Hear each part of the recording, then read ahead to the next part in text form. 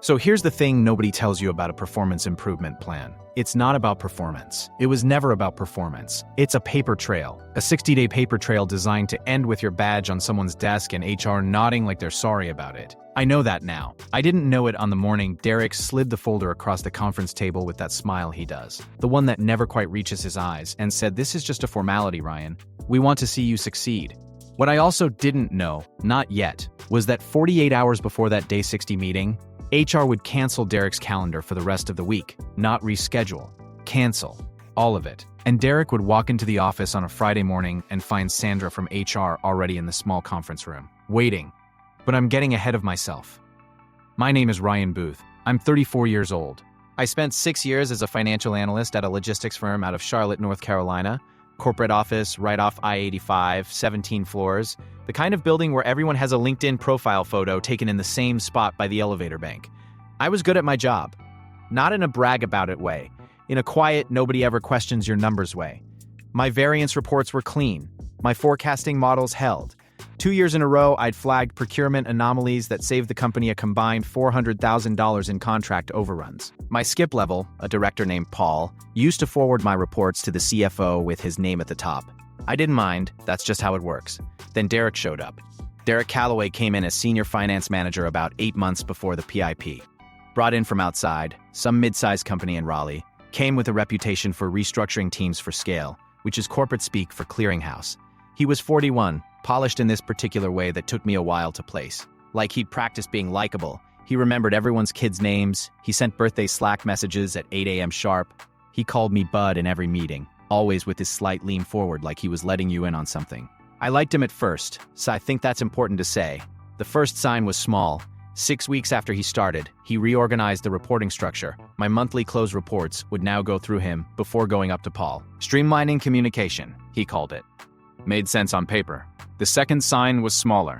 He started CCing himself on my emails to cross-functional teams. Supply chain, procurement, operations, always CC, never to. Just staying in the loop, he said once when I mentioned it. Third sign I almost missed entirely. We were in an alignment meeting in October. 8 people around the conference table, Derek presenting Q3 results. And there's a slide in his deck, a slide with my sensitivity analysis on it, my framework, my variable assumptions, his name on the slide, his title in the footer. I'm sitting 4 chairs down watching him explain my methodology to the VP of Finance like he built it over the weekend. I didn't say anything. I wrote it down. I had this notebook, not a work notebook, a personal one. Thin black moleskin I kept in my laptop bag. Started that night. Date, time, what happened, who was in the room. I wasn't planning anything specific. I think I just needed somewhere to put it. November came. First official one-on-one. 20 minutes, Derek's office. I went in ready to talk through the Q4 close timeline. He spent the first 15 minutes talking about his weekend. His daughter's soccer tournament, Charlotte, real estate. Had I seen what was happening on Zillow? Then at minute 16, he got quiet and said, "I've been noticing some lag in your deliverable timelines." My variance report for October had come in 9 hours late. Because I'd found a discrepancy in the source data and spent 3 hours verifying it before submitting. A discrepancy that saved us from reporting a $47,000 favorable variance that wasn't actually there. I pointed that out. He nodded slowly. "Good catch," he said, "but process matters too, bud." I wrote that down. December, another one-on-one. This time he brought up stakeholder feedback. Unnamed stakeholders, vague language about communication style. I asked him to be specific. He said it was informal, nothing documented yet. I asked which stakeholders. He said he couldn't share that. I said I couldn't improve what I couldn't identify. He smiled and said he appreciated my engagement. I left that meeting and sat in my car in the parking deck on Tryon Street for about 20 minutes. I was running the math, and the math kept coming out the same way. This wasn't performance management. This was groundwork. January 3rd, Derek called me into a room with an HR representative named Gail. Gail had a folder. She opened it and explained what a performance improvement plan was. Like, maybe I hadn't heard of one. Like I hadn't spent 6 years in corporate finance. 60 days. 3 metrics. Fail any one, and we'd have a different conversation. Derek sat across from me and looked genuinely pained. "This is just a formality, Ryan. We want to see you succeed." I looked at the folder. I looked at him. And I said, "Can I get a copy of this?" They gave me a copy. I took it home. I read every word. and then I opened my laptop and started a spreadsheet. Every report went out with a timestamp in the file name. I built in same-day submission on anything with a deadline. I sent follow-up emails after every cross-functional interaction, summarizing what was discussed, what I'd committed to, what I needed from them. I CC'd Derek on every one, not to impress him, to build a record that existed outside his discretion. 3 weeks in, something shifted. A recurring Tuesday morning data pull from our ERP system started taking an hour where it used to take 20 minutes. I mentioned it to IT, a guy named Ben, and he found that my user permissions on the reporting module had been adjusted, downgraded. I had read access to fewer data tables than before. Ben said it was probably an admin error from the December access profile update. Maybe, but I had Ben send me an email with the date, what he'd found, what he'd corrected. I printed it. It went in a folder. Week 4. Derek's written feedback note said my documentation on the February procurement variance was incomplete. I asked for specifics. He replied with general concern about depth of analysis. I replied attaching a 12-page supporting workbook, time-stamped with source citations. He didn't reply to that one. And then came day 34, the night I almost gave up. I got home around 7:30. Leftover Kroger rotisserie chicken I didn't bother heating up. Sat at the kitchen table, opened my laptop out of habit and just stared at it. I had a Slack message from a recruiter sitting in my inbox that I'd been ignoring for 2 weeks. I opened it. Read it. Thought about it longer than I'd like to admit. Then I opened LinkedIn. I told myself I was just looking, just seeing what was out there. I had my resume pulled up in another tab. 6 years of work in a 2-page document. I remember thinking, I could just leave. I could take whatever offer came, spin this as a career move, and be sitting in a different building in 60 days. Nobody would ever know what Derek was doing. He'd find the next person and do it to them instead. I sat there for a long time, and then, I don't know why, exactly, I opened my email, and I started typing. To Derek. Not the measured, time-stamped, CC Derek emails I'd been sending for 3 weeks. A real one. The kind you write at 8 p.m. when the Kroger chicken is cold and you've been running on 4 hours of sleep for a month. I wrote about the slide in October. About process matters too, bud. About what it felt like to sit in that room with Gail and a folder with my name on it while he looked pained about the whole thing. I wrote 3 paragraphs and I meant every word. I sat there with my finger over the send button for maybe 30 seconds. Then I closed the tab without sending it, opened the spreadsheet instead. Added 2 lines, kept building. Then I thought about that October meeting. His name on my slide. His voice explaining my methodology to a room full of people while I sat 4 chairs away and said nothing. And I thought, no, not this time. Week 5, I found out about Patricia. Patricia Odom had been on our team for 4 years, 2 years longer than me. Quiet, meticulous, the person everyone went to when numbers didn't reconcile. She told me, not dramatically, just matter-of-factly, that Derek had pulled her into his office twice asking questions about my work. Did I communicate clearly? Was I a team player? Had I ever pushed back on her in a way that felt aggressive? I asked what she'd said. She said she'd told him I was one of the most thorough analysts she'd worked with, and she'd never had a problem. I asked if she'd be willing to put that in writing. She looked at me for a second, said, send me what you need. I didn't send her anything yet. Week 6, deliverable timeliness came back at 94%. Threshold was 85. Fine on paper. The communication survey went out at day 30. Derek said the scores were mixed. He wouldn't show me the breakdown. I went to Gail in HR. She said she'd look into it. She never followed up. I wrote that down too. Week 7, I got an email from Paul, my director, my skip level. Just to check in. The timing sat wrong in my stomach. I wrote down the date and time. We met Thursday, door closed. He asked how things were going. I said fine. He mentioned I hadn't been on some recent cross-functional calls. I said I hadn't been included on the invites. He looked at me like that landed somewhere unexpected. I let it sit. Before I left, he said, keep doing good work, Ryan. Your analysis on the February procurement piece was sharp. Derek had told me that same analysis was incomplete. I drove home and sat in my parking lot for a while. 42 days in, 18 to go. I thought, they built this to fail. Every metric Derek controls, he'll say I fell short. The survey scores I'd never see. The documentation completeness he decides. I was never going to pass this on his terms. So I stopped thinking about passing. Week 8, this is where it cracked open. I was at my desk around 2:30 in the afternoon when Derek stopped by, just leaning in the doorway, arms crossed, that smile.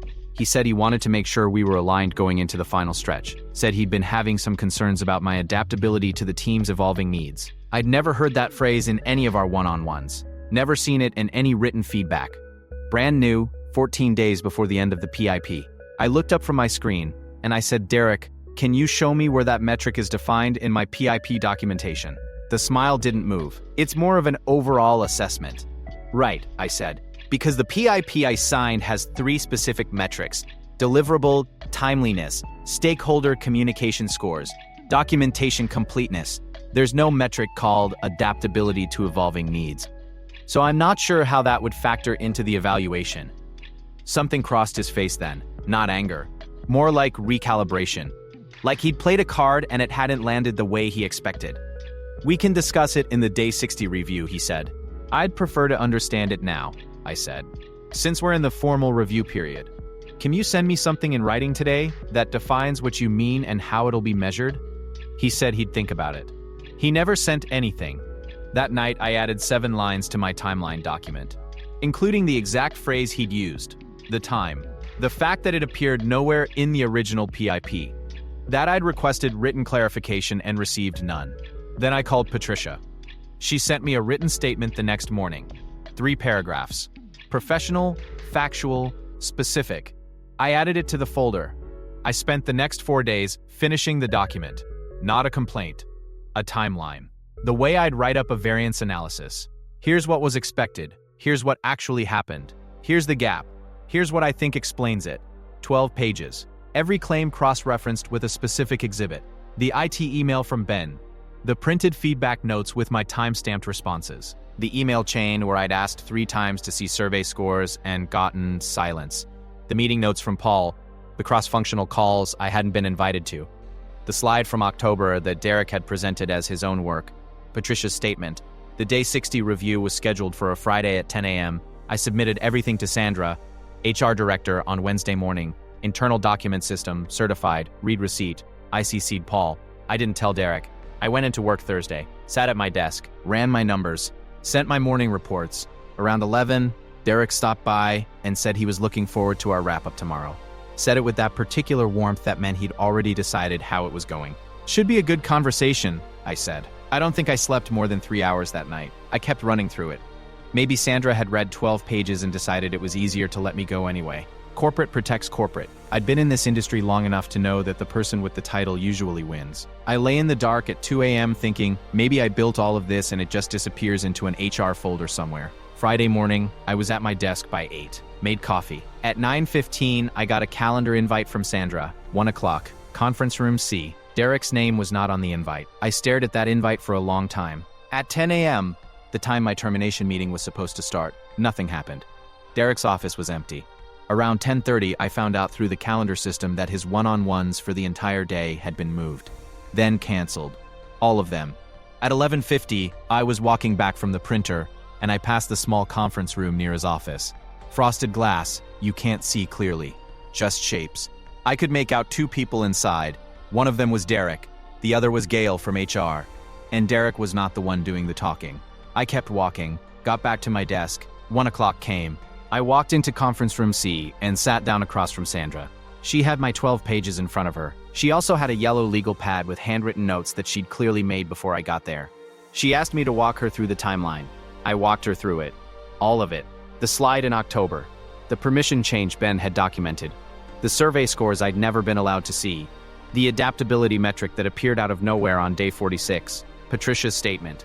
Paul's comment about the cross-functional calls. Sandra took notes the entire time. When I finished, she looked up and said, I want to ask you something directly. Is it possible any of this was a miscommunication? Manager-style differences, that kind of thing. I'd been waiting for that question. I slid the folder across the table. It's possible, I said. That's why I documented everything. She opened it, looked at the first page, then the second. She didn't say anything for a while. Then, we're going to need some time to look into a few things. I want you to know your position is not at risk during this process. I nodded. She wrote something on her legal pad and underlined it twice. I don't know exactly what happened in the weeks after that. HR investigations are quiet by design. What I know is what I could observe. Derek stopped having team meetings. His one-on-ones with the group disappeared from the calendar. About 3 weeks later, I got assigned to a project reporting directly to Paul, bypassing Derek entirely. 5 weeks after conference room C, Derek's LinkedIn said he was exploring new opportunities. He never said anything to me directly, not a word. The last time I saw him in the office, he was coming out of the elevator with a cardboard box, and he looked right through me like I wasn't there, like I was furniture, like I was nobody. I thought about saying something clean and final, something that landed. I didn't. I just held the elevator door for him. Patricia asked me about it later. We were eating at our desks, same as always, and she asked if I'd ever thought about just leaving when it was happening, taking another offer, and walking away. I told her about night 34, LinkedIn open, resume in another tab. The email I wrote and didn't send. Why didn't you? She asked. I thought about Derek in front of that room, his voice, my slide. Process matters too, I said. She laughed. I opened Excel and got back to work. So guys, I'm glad you've listened to this far, and if you enjoyed this story, please support the channel with a like and subscribe. Also, check out my other interesting stories in the upcoming videos. See you later.